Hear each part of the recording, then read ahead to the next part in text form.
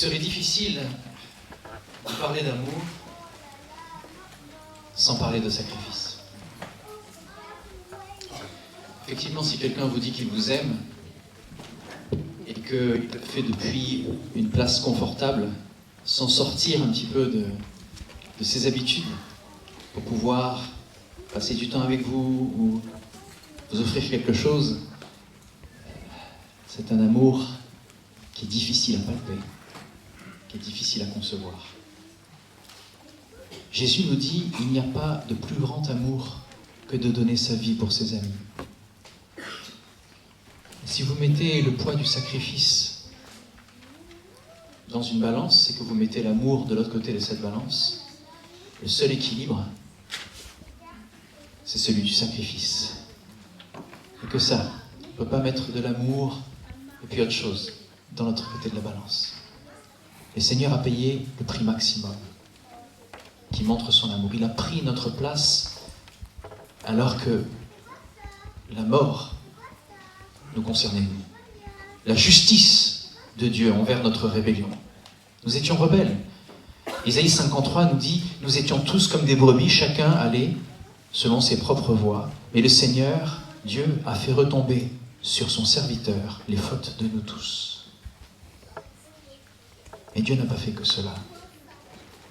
Ésaïe 53, verset 6 nous dit qu'il a fait retomber les fautes sur Jésus, parce que nous voyons Jésus dans Ésaïe, mais il dit aussi, au verset 10 d'Ésaïe 53, qu'il a plu à Dieu de faire cela à son serviteur. Et quand on regarde comment Jésus est mort, lui qui était juste, pour nous qui sommes injustes, je me dis, waouh, c'est profondément injuste en fait, de faire mourir un juste pour des injustes. Rappelez-vous cette balance, sacrifice et amour. Le poids de l'amour de Dieu est comparable qu'au sacrifice de celui qui était juste et qui est mort pour les injustes, c'est-à-dire nous. Cette mort, Jésus l'a fait de son propre gré, de sa propre volonté. Il est allé à la croix par amour pour chacun d'entre nous, afin que quiconque mette sa confiance en lui ait la vie éternelle. Donc Dieu ne s'est pas arrêté à mettre nos fautes sur Jésus. Il nous a donné le salut en Jésus-Christ. Et il est allé encore plus loin. Parce que Jésus était juste, parfait, sans tache. Cet agneau sans tache, l'agneau de la Pâque. Dieu l'a ressuscité des morts au 3e jour. Jésus le savait, il a dit, détruisez ce temple, c'est-à-dire l'endroit où le peuple juif passait du temps avec le Père. Détruisez ce temple et en 3 jours je le reconstruirai. Il parlait du temple de son corps. Il connaissait la promesse. Et pourtant, à la croix, il cite le psaume 22. « Père, Père, pourquoi m'as-tu abandonné ?» Mais si vous lisez le psaume un petit peu plus loin, Jésus savait que Dieu allait le ressusciter. Il a fait tout cela par amour pour nous. Lui qui était juste, pour nous qui sommes injustes. Et aujourd'hui, nous célébrons la résurrection de notre Seigneur, la réponse à la promesse.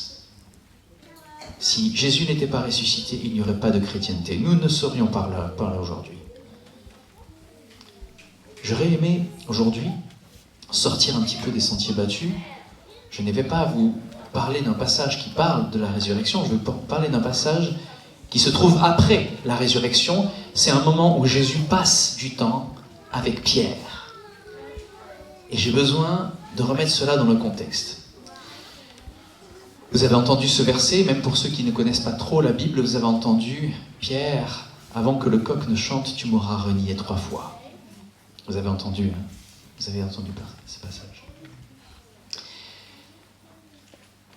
Et dans ce passage, nous découvrons une scène qui est simple, qui est presque silencieuse, je dirais. Jésus ne fait pas de grands discours ici. C'est pas le sermon sur la montagne. Il ne fait pas de miracle non plus. Il pose une question. La question la plus importante de toute notre vie. Simon, fils de Jonas, m'aimes-tu ? Ce matin, je crois que le Seigneur pose la question à chacun d'entre nous. Et j'aimerais vous dire une seule chose simple, mais essentielle. Une seule chose qui compte vraiment pour un chrétien. Face à ce grand amour, face à ce grand sacrifice. À quel point est-ce que tu aimes le Seigneur Jésus? Donc remettons cela dans le contexte. Vous savez que je suis monsieur contexte. Désolé. Donc Jésus est ressuscité, mais Pierre porte encore la culpabilité de son reniement. Il n'a pas oublié. Quelle honte! Seigneur, partout où tu iras, j'irai. Mon pays sera toi. Non, ça c'est pas ça, c'est Céline Dion. Ça. J'irai où tu iras. Je te suivrai. Peu importe ce qu'il arrive. Mais que se passe-t-il au moment où Jésus se fait attraper? Pierre fuit.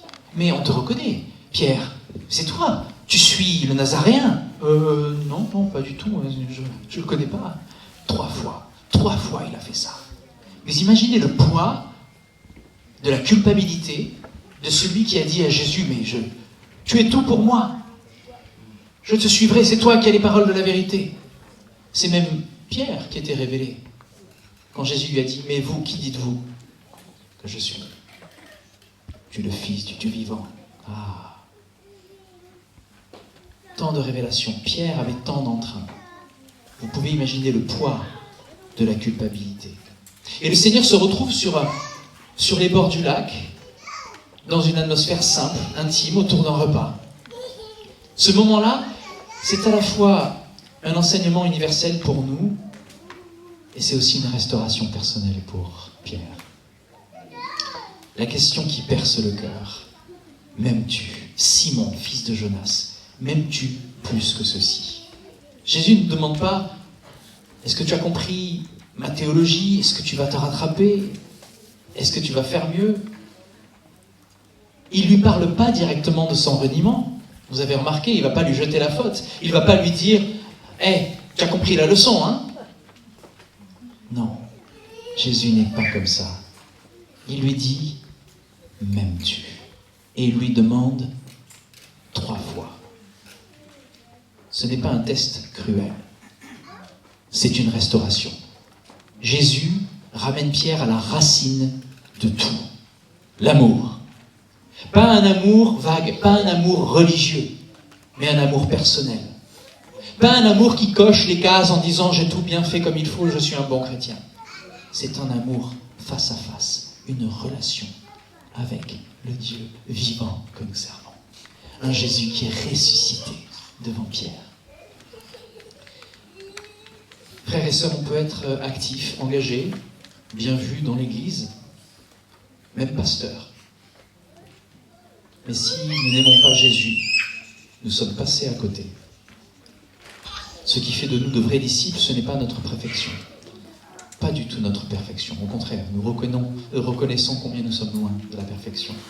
Mais c'est notre attachement à Christ. J'ai 2 autres points. Le deuxième, ce sera que c'est un amour qui se traduit en action. Et le troisième, ce sera un amour humble et vrai. Donc oui, c'est un amour qui se traduit en action parce que chaque fois que Pierre répond, Jésus lui donne une mission. Vous avez remarqué? Est-ce que tu m'aimes? Oui, ok. Paie mes agneaux. Pierre, m'aimes-tu? Alors sois le berger de mes brebis. Pierre, est-ce que tu m'aimes? Paie mes brebis. Autrement dit, si tu m'aimes, alors aime ceux que j'aime. C'est vous qui l'aime. C'est nous que Jésus aime. Vous comprenez que s'il n'y a pas cet amour et cette relation avec Jésus, le rôle de pasteur Jeff n'aurait aucun sens. Le sacrifice d'un couple qui sert le Seigneur tout le temps est la preuve de l'amour de Dieu pour son peuple. Que vous passiez du temps aussi, du sacrifice de temps, pour ceux qui, pour la société, ne le méritent pas, les sans-abri, les démunis, et la preuve de votre amour pour le Seigneur est un témoignage vivant. Prends soin de mon troupeau. Aimer Jésus, c'est pas juste ressentir quelque chose.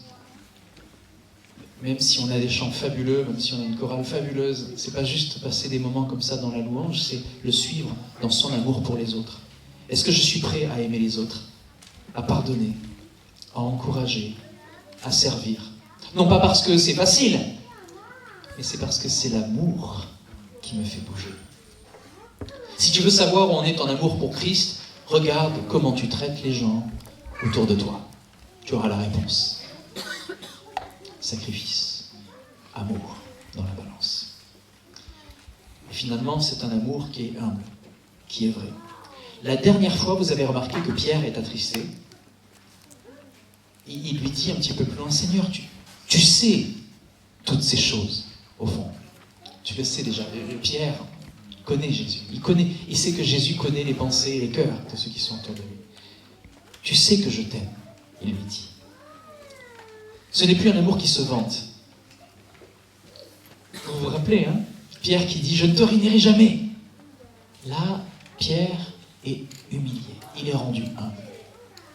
C'est un amour qui est humble. Il est blessé, mais sincère. Pierre a appris que ce n'était pas la force de sa volonté qui compte, mais la grâce de Jésus. Ce n'est pas la force de ta volonté qui compte dans ton service. C'est combien tu aimes Jésus. Il y a beaucoup de personnes qui promettent des choses, qui disent « Ah oui, je vais faire ça. Ah oui, je t'appellerai, on fera ça. Ah oui, on fera ça ensemble. Ah oui, j'irai servir ici. » Puis à la fin, il n'y a rien. Il n'y a pas la motivation. Et certains le font, mais par discipline. Mais s'il n'y a pas d'amour, tu perds la meilleure partie. Tu perds la joie. Voilà la beauté de l'amour chrétien. C'est là que Jésus restaure pleinement Pierre, je crois. Non seulement il lui pardonne, mais en plus il lui confie son troupeau. Voilà la beauté. Ce n'est pas un amour parfait, mais c'est un amour qui est vrai, qui se révèle, qui apprend, qui continue de suivre.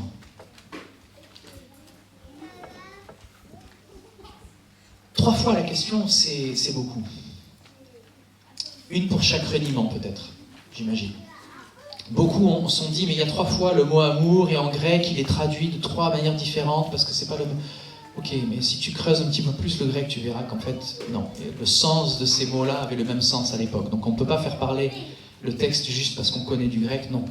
C'est plus simple que ça. C'est plus vrai. C'est plus direct que ça. 3 fois la question.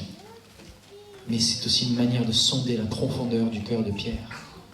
Si Jésus te posait la question à toi, là, ce matin, est-ce que tu m'aimes? Que pourrais-tu dire? Alors on a un chant après, un chant de réponse. Mais ce chant-là, très souvent, je l'ai chanté, on va le chanter ensemble, mais je l'ai souvent chanté en me disant, non, je ne peux pas chanter ça, je ne l'aime pas assez. Alors on va se condamner soi-même aussi. C'est pas la peine. Aime avec la force que tu as. Et plus tu t'approches de lui, plus tu l'aimeras. Plus tu passes du temps avec lui, plus tu vas tomber en amour pour lui. Il est ressuscité, il est vivant. Quand tu parles à Dieu, tu parles à un homme, tu parles à quelqu'un qui comprend ce que tu vis. Tu as été rejeté, il a été rejeté. Tu as été trahi, c'est celui qui a été trahi par ses amis. Tu trouves que ta vie est injuste? Regarde la vie du Fils de Dieu. Et tu comprendras combien il t'aime. Donc en conclusion, le cœur de la foi, c'est une relation. Après cette rencontre, Pierre va devenir un berger fidèle. Il va même aller jusqu'à la mort. Nous avons lu le verset 18 qui montre, Jésus décrit la manière dont Pierre va être mis à mort. Et à Pâques, on célèbre la victoire sur la mort. Et notre réponse ne peut être que l'amour. Vous comprenez que Jésus ne cherche pas des héros. Il cherche vos cœurs. Donc Pierre avait tout régné, mais Jésus lui a tout redonné. Pourquoi? Parce qu'il l'aimait. Si tu te sens coupable ce matin de quoi que ce soit, sache que Jésus n'a pas changé d'amour pour toi. Son amour n'a pas changé. Il te demande juste une chose. Paie mes brebis, passe du temps avec moi. Aime comme je t'ai aimé. Le reste, c'est l'histoire ancienne. C'est ça l'essentiel. Aimer Jésus, pas juste le croire, pas juste le servir. L'aimer. Alors ce matin, alors que nous célébrons la vie, la résurrection, la victoire, Jésus te regarde et te pose sans jugement cette question, mais avec amour. M'aimes-tu? Comment cela se traduit dans ta vie? Je vous invite à prier. Seigneur, nous voulons te bénir parce que tu es vivant et que tu nous aimes. Et que peu importe ce que nous traversons, nous savons que tu nous aimes, Seigneur, et que tu nous appelles à toi. Et il n'y a que ta présence qui peut changer notre vie. Pas juste nos efforts, notre discipline, nos reniements, pas juste nos connaissances, surtout pas nos connaissances. Mais c'est de connaître ton cœur. C'est de te connaître toi, le seul vrai Dieu. Tu nous dis que c'est ça la vie éternelle. Permets-nous ce matin, Seigneur, de reconnaître combien ton amour a été grand. Combien le poids de nos fautes ont été effacés. Combien tu es vivant dans notre vie à tous. Merci pour ta grâce sur chacun d'entre nous.